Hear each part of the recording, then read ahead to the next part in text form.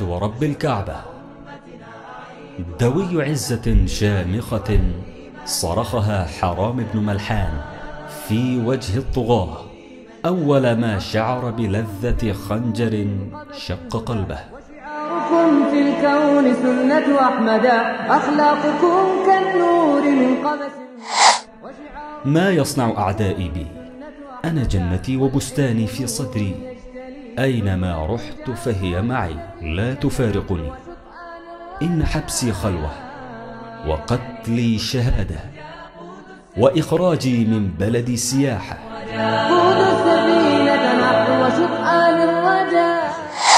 حقيقة صارخة صرح بها شيخ الإسلام ابن تيمية رحمه الله أمام فراعنة العصر، يصور عزهم وقلة حيلتهم ويرميهم في متاهات اليأس. وخذوا من التاريخ سر عظاته، كم سنة لله في صفحاته. وخذوا من التاريخ سر عظاته. أنا شهرام الأحمدي. في صفحاته.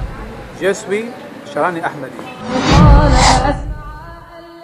أنا شهرام الأحمدي. متى مات الشهيد ليموت شهرام أحمدي. نحن أمة إذا ما مات منا سيد قام أسياد. نبني مجدنا شباب أمتنا، أعيدوا عهدنا. أمة لا تعرف الملل ولا طريق لليأس إليها. كن كالنور من قبس الهدى، وشعاركم في الكون. أمة شهيدها حي يرزق عند ربه. كون سنة أحمدا، والعلم نور يجتلي حجب الدنيا. أمة تهفو الشهادة فهي أسمى أمانيها. يجتلي حجب الدجى، قودوا السفينة نحو سؤال الرجاء. شهرام أحمدي. ما نام شهرام أحمدي. وحانا هاي شهرام أحمدي. من شهرامی احمدی هستم. میدانا ہے شهرام أحمدي. I am شهرام الأحمدي.